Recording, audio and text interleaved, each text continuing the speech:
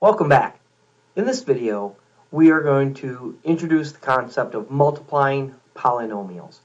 And our goal with multiplying polynomials will be to systematically multiply every term in one polynomial by every term in the second polynomial, and then we'll combine the like terms and simplify.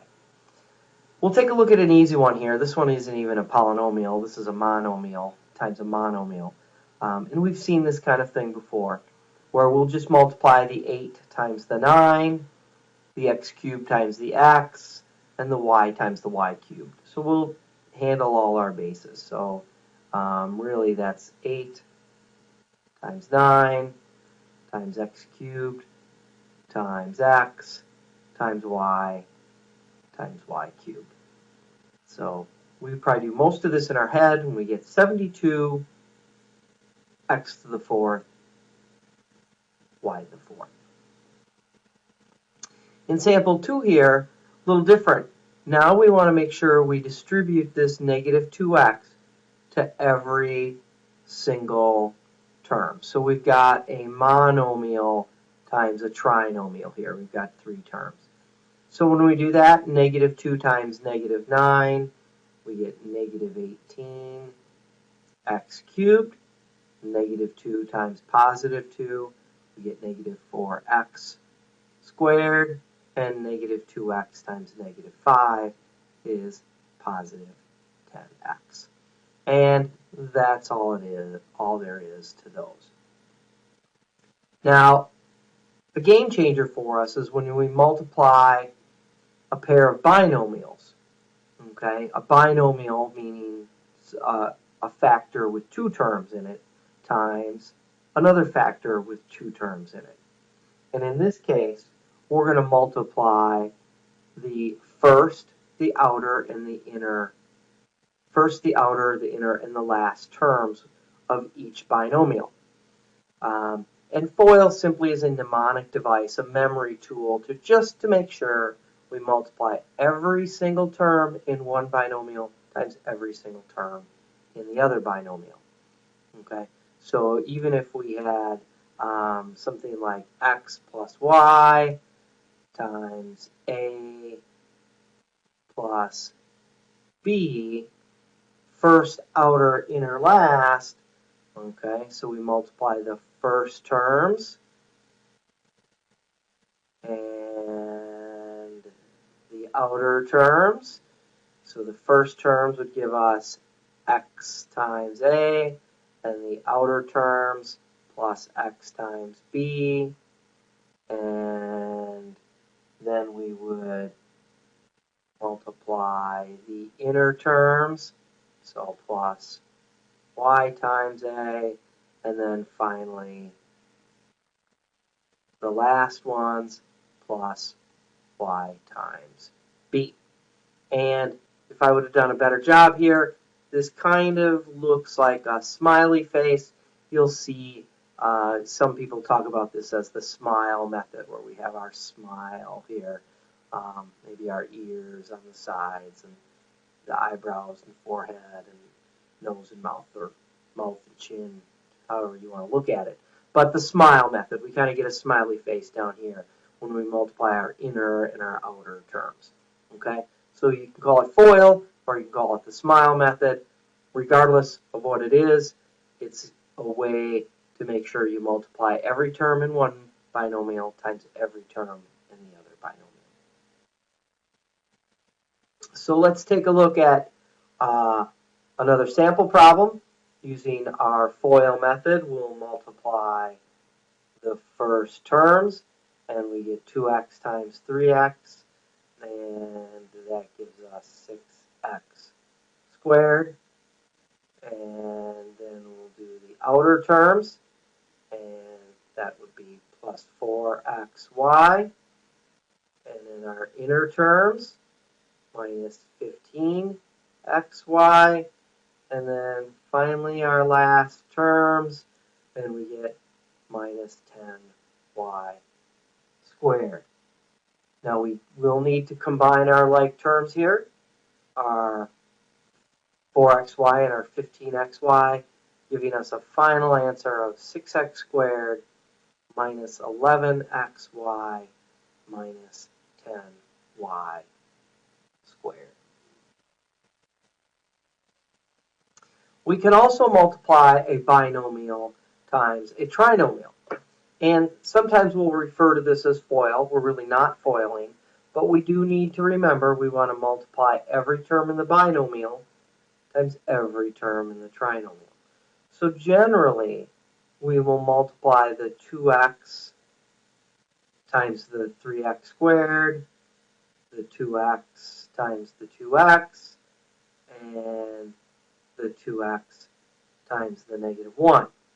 So in doing that, we get 6x cubed, and then 2x times 2x is plus 4x squared, and then 2x times negative 1 would be minus 2x. So that takes care of multiplying the 2x by all three. Then we have to multiply the negative 5 times all three. So negative 5 times 3x squared is negative 15x squared. And I'm not going to line this up. I'm not going to continue horizontally here. I'm going to line up my like terms as I go. So I'm going to line up my x squared. So I have a minus 15x squared. And negative 5 times positive 2x is a minus 10x. And then the negative 5 times the negative 1 is a positive 5. And now I'm ready to add up all my like terms, and I get my final answer of 6x cubed minus 11x squared minus 12x plus 5. So you'll see how slick that is, that our like terms are lined up and ready to go for us, and it's very easy to simplify. We're not going to worry about function notation right now for our purposes. I may use that space here in a minute for explaining the multiplication patterns. So you may see that, but don't worry about that. You will have to memorize some multiplication patterns. So here we have a binomial times a binomial, but one of the terms are opposites. We have a positive y and a negative y. And that's going to automatically multiply out to x squared minus y squared. And I'll show you by FOIL how that works. If we have x plus y times x minus y, well, the x times the x is x squared. And then when we multiply our inner and outer terms, we get minus xy and plus xy. And then we get minus y squared. So you'll see here that when we multiply the inner and the outer terms, we get equal and opposites. So these are automatically going to cancel out. Every time we have a value plus a value and a value minus a value in our binomials, that's going to cancel out, and it's automatically going to simplify to x squared minus y squared. The other two patterns are very, very similar, x plus y quantity squared and x minus y quantity squared. And we've seen this before, and as you already know, we have to look at this as x plus y times x plus y. We're squaring that whole quantity, okay? So a real quick note, x plus y quantity squared does not equal x squared plus y squared, okay? You may not impose the square on both of those. You cannot do that, okay? That violates our order of operations, and it's not sound algebra. We're squaring the whole quantity. So then when we FOIL that, we get x squared, and then plus xy when we do our inner and outer terms twice. So we get two xy's here.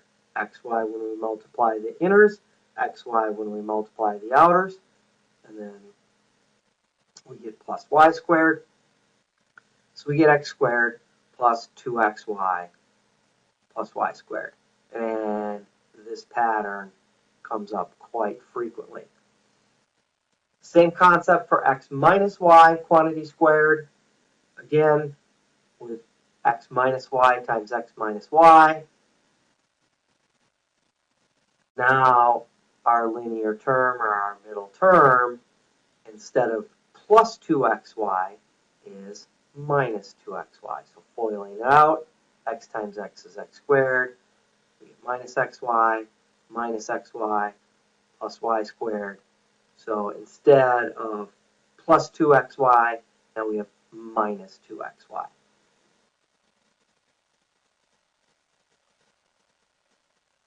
So now if we wanted to multiply these out, if we know our patterns, now we could distribute the 4y squared to the first binomial here, but we have a nice pattern. We know that y plus 7, y minus 7 fits the multiplication pattern up here, number 1. So we have 4y squared times the entire quantity y squared minus 49. And now we can go ahead and distribute the 4y squared. So we get 4y to the 4th minus 196y squared. So I can distribute that. 2x plus 5 quantity squared. Well, 2x is a, and 5 is b. So 2x squared, right, that whole quantity squared, because that's going to be x squared. So we get 4x squared, and our b is 5. So b squared is plus 25. But then a times b, or 2 times a times b, or 2 times x times y, is going to be plus 2 times 2x times 5. So we get 4x squared plus, well, 2x times 5, that's 10x times 2 is 20x plus 25. Let's do that again with the third one. We have 3 times x minus 2 quantity squared. Right? We cannot impose the square. We have to use our pattern here. So we have 3 times, well, that's going to be x squared. And then a times b is minus 2x, but it's 2ab, or 2xy. So it's minus 4x. And then plus 4. And then we do have to finish this up. We have to distribute our 3. And we get 3x squared minus 12x plus 12.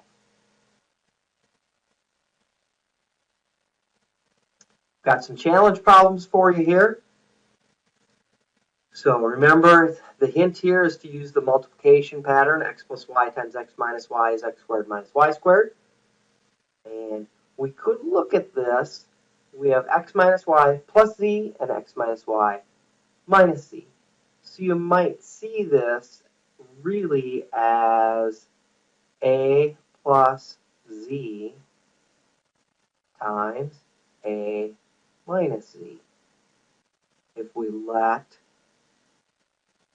x minus y equal a. Now it's that pattern, x squared minus y squared. So we get a squared minus z squared. But what was a? A was x minus y. So we have to take our x minus y and put it back in for a.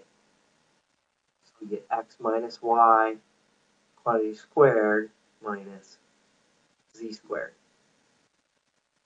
Tricky, tricky. Look what this is. X minus y squared is one of our multiplication patterns. It's that last one there. So that needs to be FOILed out. Okay, so that's x squared minus 2 times x times y plus y squared minus z squared. Okay, and finally, let's do 2p plus q to the third power, or cubed. Well, can we just cube both of those? No, we cannot impose the third power on there. But this is 2p plus q times 2p plus q quantity squared. And we can use our pattern for this and get our trinomial, and then we have to multiply by 2p plus q, the binomial. So we have 2p plus q, I'll just recopy that and bring that down. And 2p plus q squared, well, 2p squared is 4p squared, right? Because we got to square the 2 and square the p. And that's plus 2 times a times b. This is a, 2p is a, and q is b, or x and y. So we have 2pq times 2, or 4pq, plus q squared. So now I've used my pattern, I've FOILed this out, but I'm still not finished. I've got to multiply that by all those terms. And I've got to multiply the q by all of those terms. Okay, so we multiply the binomial times the entire trinomial. I will let you set that up and finish that problem, and you can give me that answer when I see you in class.